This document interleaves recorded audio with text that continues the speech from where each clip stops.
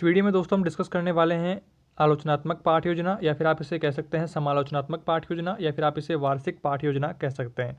इस वीडियो में दोस्तों कंप्लीट डायरी हम देखने वाले हैं। अगर आपके पास ये डायरी है तो आप इस वीडियो को देख करके आसानी से अपनी इंटर्नशिप डायरी कंप्लीट कर पाएंगे। चाहे आपका कोई भी टीचिंग कोर्स हो, आप चाहे बीएड कर रहे हो, बीएसटीसी कर रहे हो, बीए बीएड या बीएससी बीएड, कोई भी टीचिंग कोर्स कर रहे हो, और अगर आपको ये डायरी बनानी है तो आप इस वीडियो को देख करके आसानी से बना सकते हैं। चैनल पर नए हैं तो सब्सक्राइब कर लेना है और वीडियो को लाइक जरूर कर देना है। तो देखिए ऊपर की जो डिटेल्स हैं वहाँ पर आपको विद्यालय का नाम, जिस विद्यालय में आप इंटर्नशिप कर रहे हैं, यहाँ पर आपको अपना नाम डालना है और यहाँ पर दिनांक डालना है जिस दिन आप ये डायरी बना रहे हैं, या फिर आप इंटर्नशिप डेज की डायरी डालेंगे, वर्किंग डे, आपको संडे वगैरह या हॉलीडे वगैरह का ध्यान रखना है।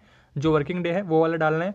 समय, स्कूल टाइम वगैरह डाल देंगे, कक्षा डाल देंगे जिस क्लास में आप पढ़ा रहे हैं, कालांश आप डाल देंगे। ये नॉर्मल जो डिटेल्स हैं ये आप आसानी से फिल कर पाएंगे। लेखा चित्र पर हम यहाँ पर बनाएंगे रोकड़ बही के प्रकार, ये आपको टॉपिक डालना है। अगर आप अलग किसी टॉपिक पर बनाना चाहते हैं तो आप सेम टू सेम इसी फॉर्मेट में अलग किसी टॉपिक पर आराम से बना पाएंगे इसको देख करके। सबसे पहले आपको उद्देश्य वाले में लिखना है ज्ञानात्मक उद्देश्य, और इधर हम उद्देश्य लिखते हुए चलेंगे और इधर क्या क्या आए हैं वो लिखेंगे।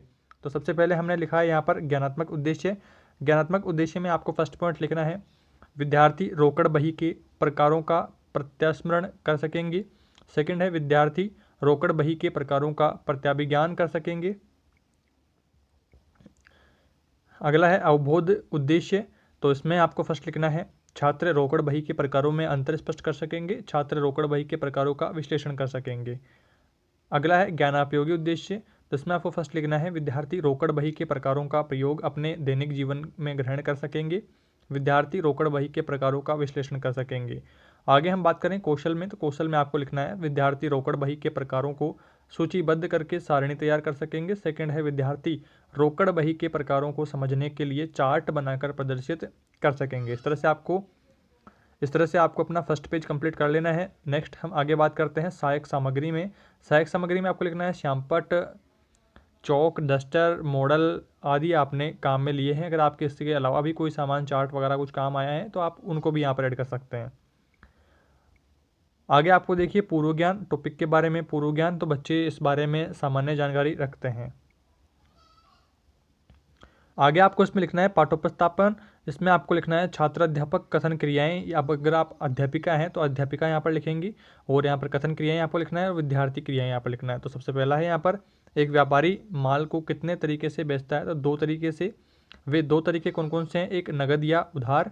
तीसरा है नगद माल बेचने पर क्या प्राप्त होता है, तो रोकड़ प्राप्त होती है, और रोकड़ लेने देने का जो लेखा है वो रोकड़ बही में लिखा हुआ होता है। रोकड़ बही के प्रकारों के बारे में आप क्या जानते हो, तो बच्चों को इस बारे में ज़्यादा जानकारी नहीं है, तो यहाँ पर संभावित आपको यहाँ पर बता देना है। कुछ बच्चों को जानकारी है, कुछ को नहीं है, यानी कि सटीक आंसर हमें नहीं मिल पाया है। तो इस पर हम आगे बात करेंगे। विद्यार्थी रोकड़ बही के प्रकारों के बारे में सामान्य ज्ञान रखते हैं, विस्तारपूर्वक अध्ययन इसके बारे में करेंगे, प्रत्याभी सूचना में आपको लिखना है। आगे हम यहाँ पर बात करें इस बारे में, तो पाठ का विकास आपको करना है। पहले यहाँ पर फर्स्ट पॉइंट्स डालने हैं शिक्षण बिंदु में, और यहाँ पर आपको छात्राध्यापिका क्रियाएँ आपको लिखनी है, छात्र छात्र क्रियाएँ लिखनी है, और श्यामपट्ट पर सारांश एवं कार्य। यहाँ पर जो हम काम करेंगे, इधर जो भी हम काम करेंगे उनके मेन जो पॉइंट्स हैं वो आप यहाँ पर ब्लैक बोर्ड चिपका करके लिख सकते हैं। तो यहाँ पर फर्स्ट है साधारण रोकड़ बही। विकासात्मक प्रश्न इसमें पूछे हैं। जनरल के स्थान पर सहायक बही बनाने को क्या कहते हैं, तो जर्नल के स्थान का जो वो है तो वो जर्नल का उपविभाजन यहाँ पर आपको लिखना है। आगे नेक्स्ट हम यहाँ पर बात करते हैं एक खाने वाली रोकड़ बही, तो इसमें फर्स्ट सेकंड यहाँ पर आपको लिखना है। जर्नल तो उपविभाजन पर बनने वाली नगद की पुस्तकें होती हैं, और रोकड़ बही इसमें आपको यहाँ पर क्रियाएं लिखना है। प्रश्न तीसरा है साधारण रोकड़ बही के बारे में आप क्या जानते हैं, तो निरंतर बच्चों को इस बारे में जानकारी नहीं है, तो आपको बताना है छात्राध्यापक कथन। यहाँ पर यह बही ऐसे व्यापारियों दुकानदारों द्वारा रखी जाती है जो व्यापारी बैंक से कोई लेन देन नहीं करते हैं तथा न ही उनका बैंक में कोई खाता होता है। इस रोकड़ बही में केवल प्राप्ति तथा भुगतान लिखे जाते हैं। इस तरह से आपको यहाँ पर लिखना है, और इधर विद्यार्थी जो है वो ध्यानपूर्वक सुन रहे हैं और मुख्य मुख्य बिंदुओं को अपनी अभ्यास पुस्तिकाओं में लिख रहे हैं। इधर आप जो श्यामपट्ट का जो कार्य है वो यहाँ पर आप ब्लैक बोर्ड चिपका करके, इधर ब्लैक बोर्ड वाली जो पट्टी है उसको चिपका करके यहाँ पर लिख सकते हैं कि रोकड़ बही में केवल प्राप्ति और भुगतान पेमेंट्स लिखे जाते हैं।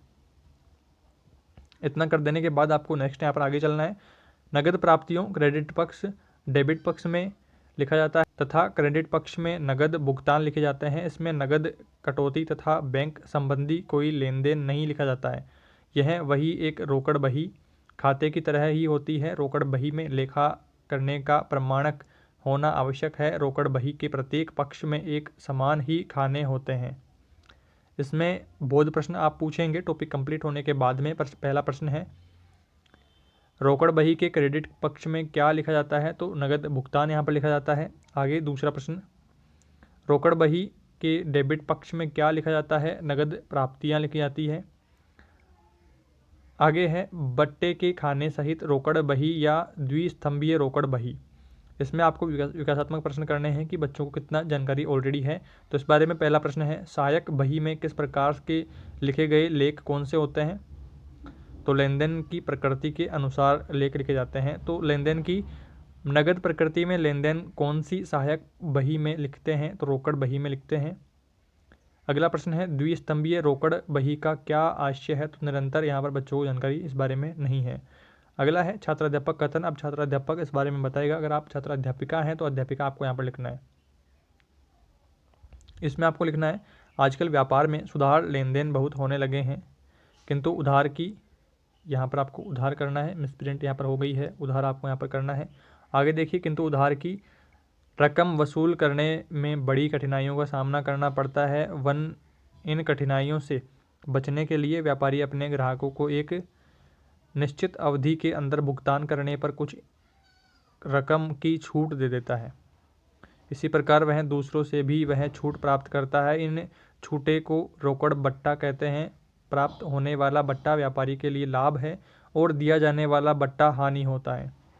और इसके जो मेन पॉइंट्स हैं वो यहाँ पर आपको साइड में लिखने हैं। विद्यार्थी ध्यानपूर्वक सुन रहे हैं और जो मेन पॉइंट्स हैं उनको अपनी अभ्यास पुस्तिका में अंकित कर रहे हैं। इधर साइड में लिखना है आपको। और यहाँ पर आपको ब्लैक बोर्ड का जो पेज है वो यहाँ पर चिपका करके और आपको यहाँ पर मेन जो पॉइंट्स हैं वो यहाँ पर लिख देने हैं। जैसे कि द्विस्तंभीय रोकड़ बही में दोनों पक्षों में रकम के दो खाने हो जाते हैं। इतना करने के बाद आपको नेक्स्ट यहाँ पर आ जाना है और अब बोध प्रश्न पूछने हैं। बोध प्रश्न में देखिए, पहला प्रश्न है, उधार की रकम व वसूलने में किसका सामना करना पड़ता है? तो बड़ी कठिनाइयों का सामना करना पड़ता है।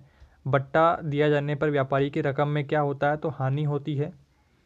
आगे देखिए, थर्ड पॉइंट आपको त्रिस्तंभीय रोकड़ बही। तो इसमें विकासात्मक प्रश्न पहले आपको पूछने हैं। तो पहला प्रश्न है, बैंक में क्या जमा किया जाता है? तो रुपए, चेक आदि जमा होते हैं। दूसरा जो है, रुपए या नगद भुगतान की प्रविष्टि किस ओर की जाती है? तो रोकड़ बही के दोनों ओर।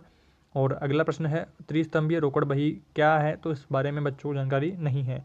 छात्र अध्यापक कथन दे रहा है कि वर्तमान युग में बैंकिंग सेवाओं का विकास हुआ है तथा प्रत्येक शहर तथा छोटे कस्बों में भी बैंकिंग सेवाएं उपलब्ध है। अतः व्यापारी अपनी नगद राशि अधिक न रखकर बैंकों में जमा करवाते हैं तथा अधिकांश भुगतान चेक के माध्यम से किया जाता है।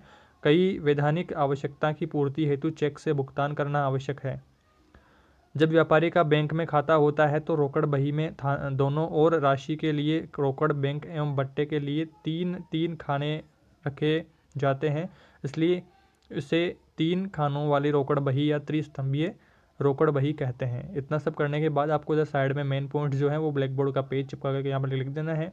उधर विद्यार्थी हैं वो ध्यानपूर्वक सुन रहे हैं और प्रकरण को समझ रहे हैं।